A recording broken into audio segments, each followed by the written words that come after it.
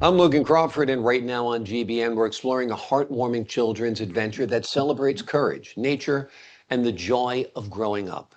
The name of the book, The Adventures of Charlie Chipmunk. It is written by a terrific author. His name is MichaelJRubel. And in the book, he invites young readers into the wilderness of Bellingham, Washington, where a lovable chipmunk learns valuable lessons about bravery, friendship, and self-reliance. With engaging storytelling and beautiful illustrations, this enchanting book is winning over families and inspiring children to see the natural world through new eyes. We're delighted to have this very talented author join us here today. We thank the team at Atticus Publishing for helping us put him on TV today. And we ask viewers like you to support authors like him by subscribing to our channel and by purchasing his amazing book. The links are below this interview. Michael, great to see you here today. Welcome. Well, thank you very much, Logan. I appreciate having me on the show. It's always enjoyable to have these TV interviews and to be able to talk about my writing Yep, because it's something absolutely. that I really love. Well, the love shows because I think readers love reading your work. So it's Right. a symbiotic relationship, if you will. Sure. Talk to us a little Absolutely. bit of the creation, about the inspiration behind the creation of Charlie Chipmunk and his woodland world. Well, I did live in the Seattle area and we had relatives in Bellingham. So I focused the book in the Pacific Northwest, Mhm. although it relates to any wooded area or any farm area. And I used to tell these stories to my children when they were 8 and 5.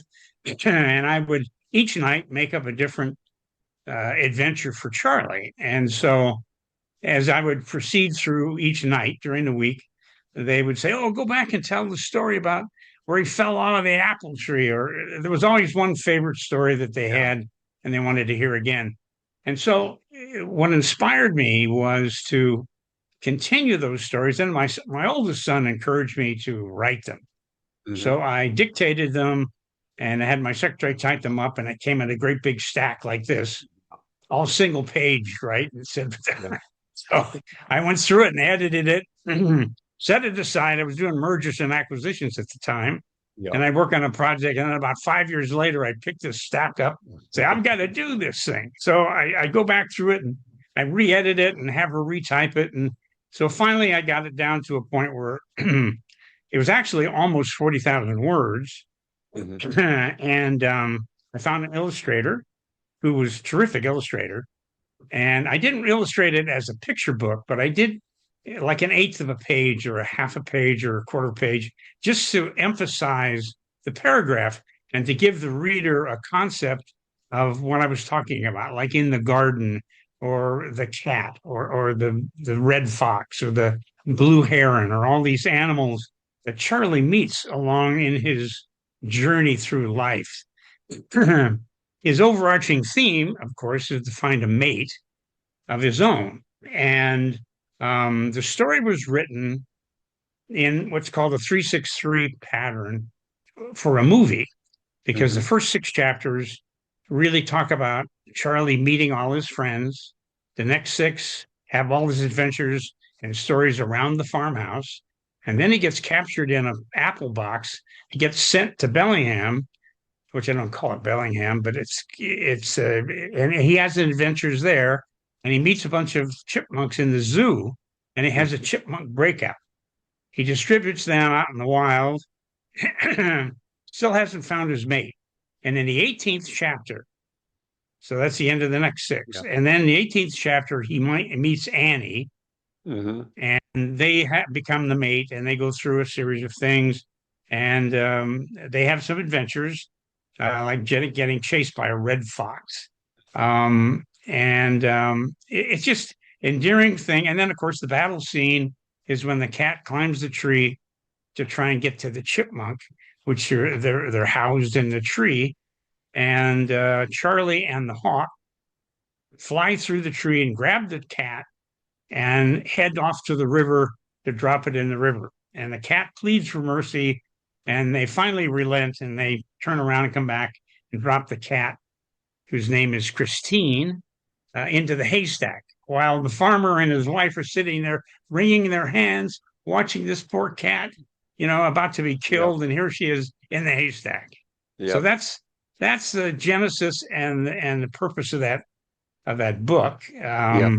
It'd make a great 4-part series on Netflix, frankly, Yep. but it's a Yep. great read. And the student or the reader can obviously pick up things about farm life. I mean, Yep. how to milk a cow the old-fashioned way, Right. and it doesn't come out of the grocery store, or where vegetables grow, how they grow, what they look like, Yep. and where animals live, what they eat. So and there was one scene in there, and I have a animal that stutters. I have one that can't say his R's. I have Hmm. one that's bullied. Okay, so I threw those 3 elements in of youth. Hmm. And there's a series in there where Charlie's trying to cross the road and almost gets run over by a car. So he thinks to himself, gee, I have to look left, I have to look right, I have to keep doing that and then run across the road. So hopefully the reader, young children will say, I'll do what Charlie did. I'll make sure that I watch either side so I can run across and not get hit by a car. So those Exactly. are the things that I just kind of worked into the book so that children, when they read it, will come away with some degree of knowledge, and that's kind of the story behind Charlie. Yep. That's Anyway, wonderful. It's nice you got to test market on your children long before the books went to publication. You got to see what they reacted to, what they were interested in, and yes, of course, they must be pretty proud of Dad all these years later, finally getting those right, books in print. right, Yeah, right. without a Well, doubt. I wrote Charlie because I wanted it to be almost like a classic kind of book, Yeah, like Wind in the Willow or Peter Rabbit or some of yeah. those other long-standing books, because it has a lot of meaning. And really, the essence of all of my writing, all of my children's books, is to impart to the reader something about life in their own realm. In other words, Hmm. make good friends and good decisions. Now that's Right. kind of tough if you live on the south side of Chicago to make good friends and Yeah. good decisions. Yep. But still, that should be in the back of every child's mind. I need to make good friends and good decisions if I'm going to progress in life. Yeah. Um, Big Feet, which was really my first story Hmm. about a giraffe with big feet, got kicked out of the herd like a child getting kicked out of his peer group because of Mm. some abnormal thing that he has. Maybe he has bad clothes or a bad family, or he doesn't fit in. And of Right. course, the giraffe is kicked out, but he grows into his feet and becomes this monstrous giraffe, Mm. saves his mother, comes back to the herd and becomes the head of the herd because he's now this 20-foot tall, 4,000-pound giraffe. Mm. So it's about rejection and redemption. All right. So there's that element in it. Yeah. And I just published Benny the Badger, Hmm. uh, which is a story about two animals that were abandoned by their parents. One's a coyote and the other one is the badger.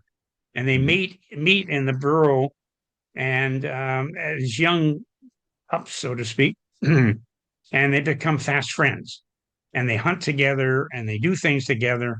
And eventually the coyote goes off and finds a mate and has pups and is with the coyote group. And then Benny has a mate and so forth. But the coyote comes back and says, I really miss Benny. So they all get together again in Bearberry Pass and live in peace and harmony in Bearberry Pass. And it really reflects on Palestine and Israel, that Mm. they can get together and live in peace and harmony if they really try. And so, again, there's some kind of element in the book that makes sense Yeah. to a child and to adults as well. Yeah, There's absolutely. I think it'll spark good conversations between parent and child. And I right, think the children are learning great concepts as well by reading your right. books. I understand you're working on some new books. Tell us about what your pursuits are right now. Well, I'm just finishing the edit of a book called A Moment in Time. And Hmm. that moment in time is a reflection of my first 2 years in the Navy.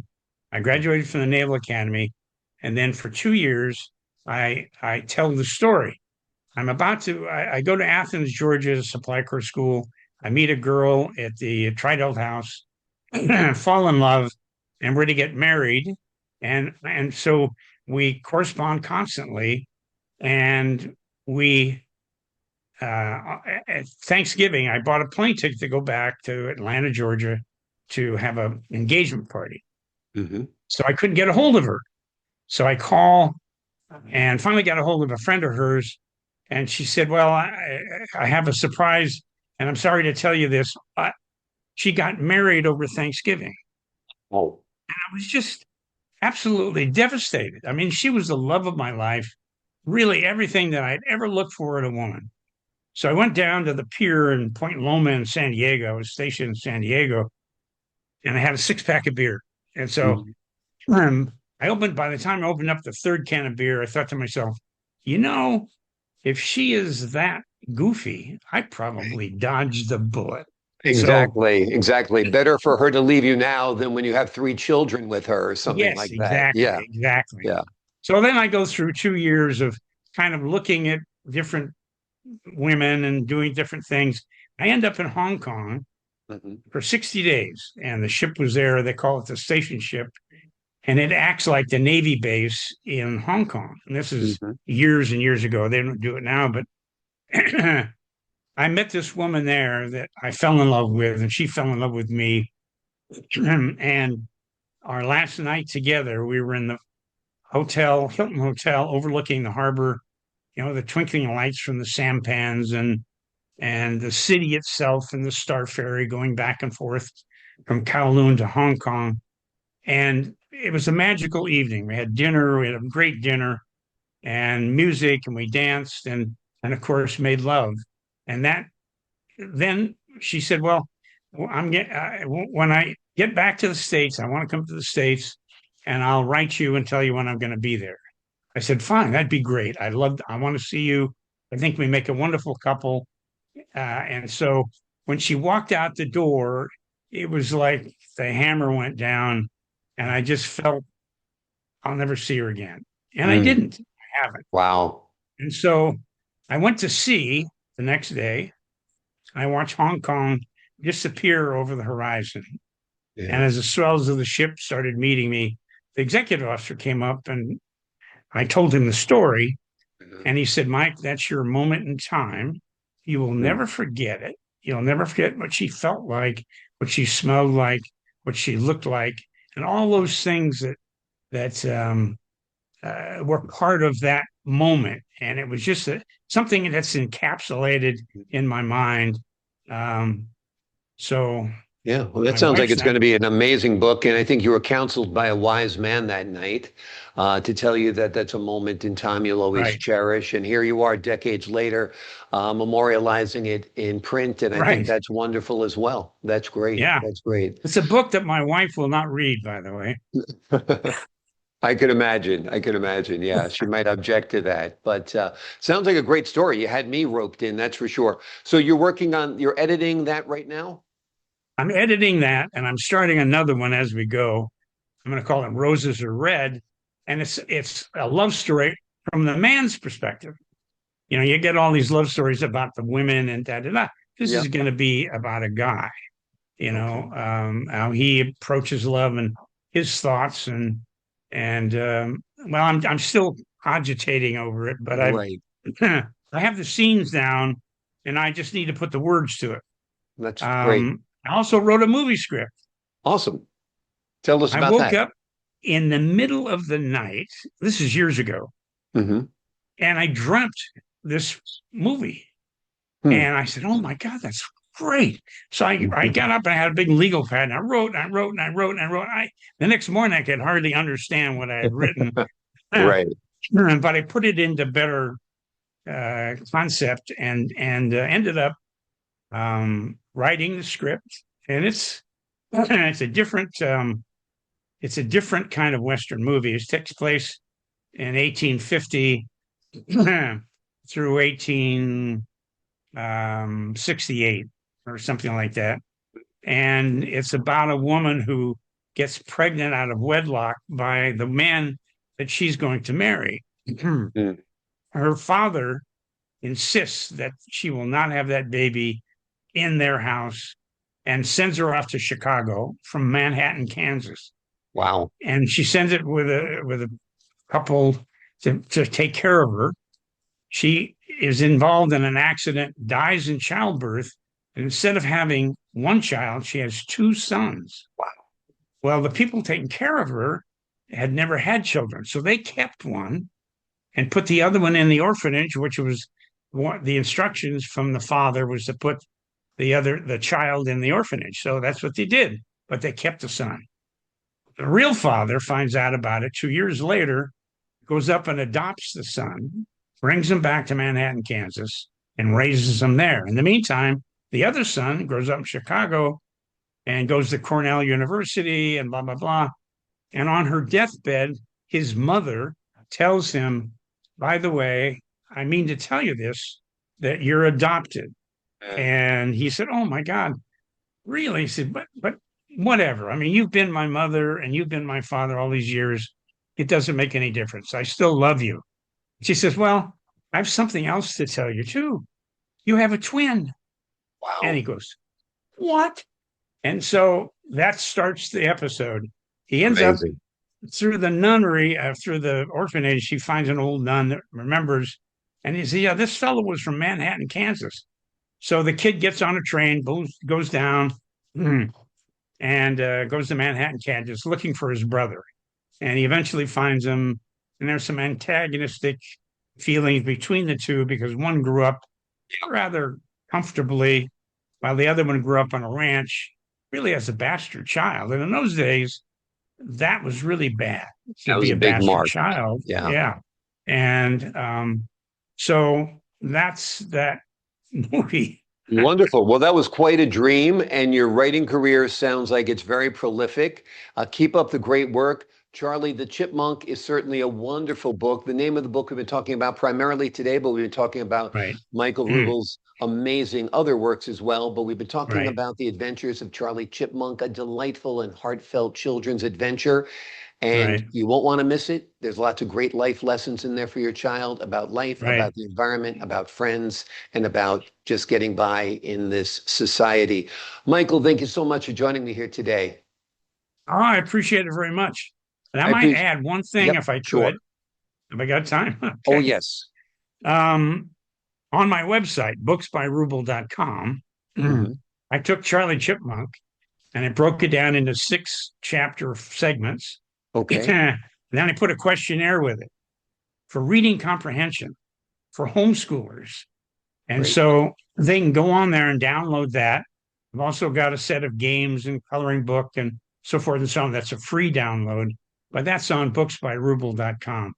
And that's all I have. Yeah.